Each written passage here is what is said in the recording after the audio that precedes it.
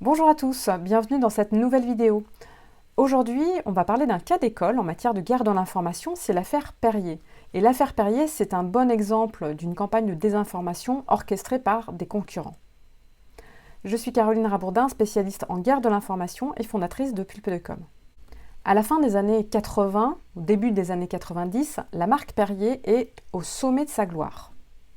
La marque est présente partout, dans des publicités à la télévision, elle sponsorise aussi des grands événements sportifs, bref, la marque est absolument partout. Les ventes connaissent une augmentation de 20% par an à tel point que l'entreprise doit même concevoir une nouvelle ligne de production pour répondre à la demande. Aux États-Unis, la marque détient même 25% des parts du marché de l'eau gazeuse. Mais Perrier est aussi le distributeur exclusif, et ça on le sait un petit peu moins, de PepsiCo en France, donc concurrent de Coca-Cola, et vient d'obtenir une licence exclusive pour l'Europe. Alors que s'est-il passé ? Eh bien, au début des années 90, un laboratoire de Caroline du Nord, donc aux États-Unis, détecte des traces de benzène dans l'eau des bouteilles Perrier, sur certains échantillons. Si les bouteilles impactées sont américaines, l'erreur viendrait de France, du site de production qui se trouve dans le Gard, à Vergès. Donc il faut bien comprendre qu'en fait, une erreur en France, dans le Gard, à Vergès, est identifiée à 6000 km de là, aux États-Unis, en Caroline du Nord. À l'origine de ce problème, une erreur humaine de changement de filtre. Il y a un filtre qui aurait dû être changé tous les 6 à 8 mois, qui n'est pas changé dans les délais. Mais dans une entreprise normale, dans une usine normale, s'il y a une erreur de changement de filtre qui ne se fait pas exactement dans les délais, pour autant, ça ne fait pas tomber une entreprise, un groupe. Généralement, ça se règle en interne et personne n'est véritablement informé. Donc qu'est-ce qui se passe pour que d'une erreur humaine liée à un changement de filtre, ça fasse tomber complètement l'entreprise? Eh bien ça, la réponse, elle nous vient de Violaine Appel dans son article scientifique « Perrier, la mise en système médiatique d'une crise », article scientifique qui date de 2012.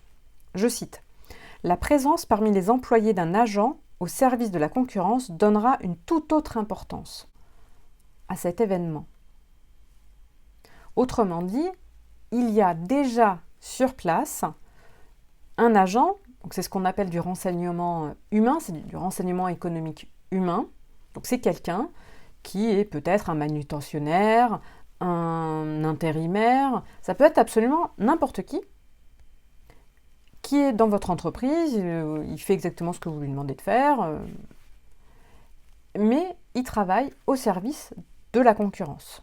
Et il fait remonter toutes les informations qui viennent de chez vous, et il les communique à la concurrence. Donc forcément, il va identifier ce problème-là, et la concurrence, elle, va monter tout ça un petit peu en épingle, de façon à attirer les médias, faire du bruit médiatique à partir de cet événement qui aurait dû être traité en interne, mais qui n'aurait jamais dû faire les gros titres. Donc cette erreur humaine, elle est donc identifiée et complètement exploitée. Les médias s'emparent du sujet, suggérant même un risque pour les consommateurs. Pourtant, la Food and Drug Administration valide bien l'innocuité des traces de benzène. Autrement dit, il n'y a quasiment aucun risque pour la santé. Mais si les risques sont quasiment nuls pour la santé, l'impact est énorme pour l'entreprise qui s'est construite autour de l'image de la pureté.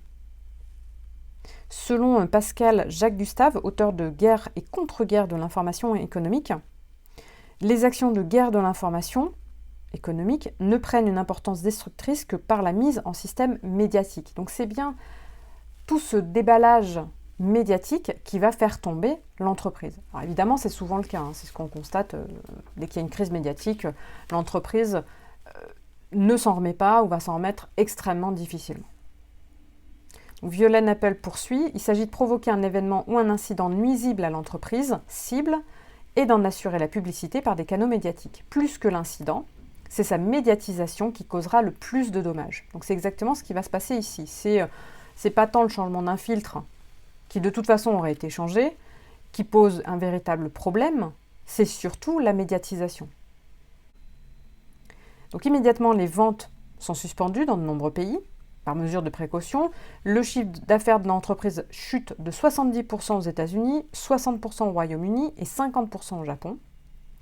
Et l'accusation va plus loin. L'accusation laisse sous-entendre que Perrier aurait même dissimulé l'ampleur de la crise sanitaire. Donc les rumeurs, elles continuent au fur et à mesure de la crise. En parallèle, les ventes du titre s'écroulent à la Bourse de Paris, entraînant même une suspension de la cotation. À ce moment-là, encore une fois, il y a d'autres rumeurs. Les rumeurs évoquent cette fois-ci un délit d'initié lors de la chute de la cotation en bourse.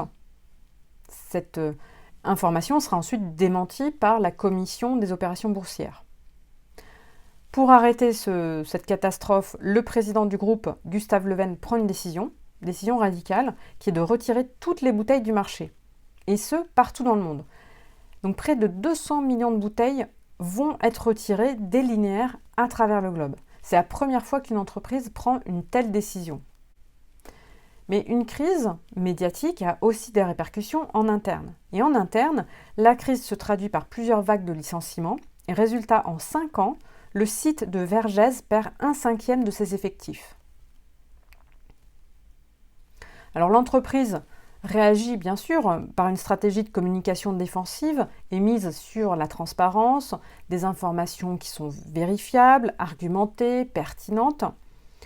Encore une fois, le président prend la parole, l'usine du Gard ouvre ses portes aux journalistes pour leur permettre de voir les conditions de travail et l'hygiène bien sûr. Un seul porte-parole est choisi pour transmettre le message de l'entreprise, éviter tout problème. Quant au retrait des bouteilles, il permet tout simplement d'anticiper les réactions des consommateurs. Donc au moins, il n'y a plus de bouteilles, il n'y a plus de problème. Plus tard, le retour de la marque s'effectue par une campagne de communication, donc elle va revenir sur le terrain médiatique par la publicité. Et la campagne publicitaire va être axée sur la proximité, le terroir et la pureté. Mais malgré tous ces efforts, les ventes s'écroulent, le chiffre d'affaires aussi, et l'entreprise chute. Pendant ce temps-là, il y a un groupe qui décide de lancer une OPA sur Perrier qui est extrêmement fragilisé.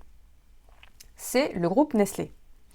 Nestlé, à travers cette OPA, va devenir ainsi le numéro 2 mondial des eaux en bouteille. Qui est derrière cette crise ? Quel est le problème ici ? Toute cette campagne de désinformation serait en réalité orchestrée et pilotée par des concurrents. Selon le rapport Comment les États-Unis contribuent-ils à affaiblir l'économie française de l'école de guerre économique, l'attaquant serait en réalité Coca-Cola. Je cite. Coca-Cola aurait orchestré cette attaque sur le marché américain pour affaiblir Perrier sur ce territoire. Mais Coca-Cola ne pouvait racheter Perrier aux États-Unis sans courir le risque de tomber sous le coup des lois antitrust et donc s'allie à Nestlé pour se répartir les zones géographiques et les segments de marché. À Nestlé, les eaux gazeuses aux États-Unis et à Coca-Cola, les soft drinks en Europe face à son concurrent PepsiCo. Donc voilà, un cas d'école en matière de guerre de l'information, lancé, orchestré, piloté par des concurrents qui veulent faire chuter une entreprise alors au sommet de sa gloire. L'affaire Perrier, c'est un bon exemple de cas d'école en matière de guerre de l'information et on voit bien comment un concurrent, en s'alliant avec une autre entreprise, peut complètement orchestrer une campagne de désinformation sur une entreprise cible, quand bien même elle se trouve à plus de 6000 km de là. J'espère que cette vidéo vous a plu. Si c'est le cas, n'hésitez pas à liker ou à vous abonner à la chaîne ou à partager cette vidéo. Si vous êtes professionnel, n'hésitez pas à regarder sur le site internet de Pulpe.com pour voir comment je peux vous aider si vous avez besoin d'aide. Et puis je vous souhaite à tous de passer une excellente journée et je vous dis à très bientôt. Au revoir.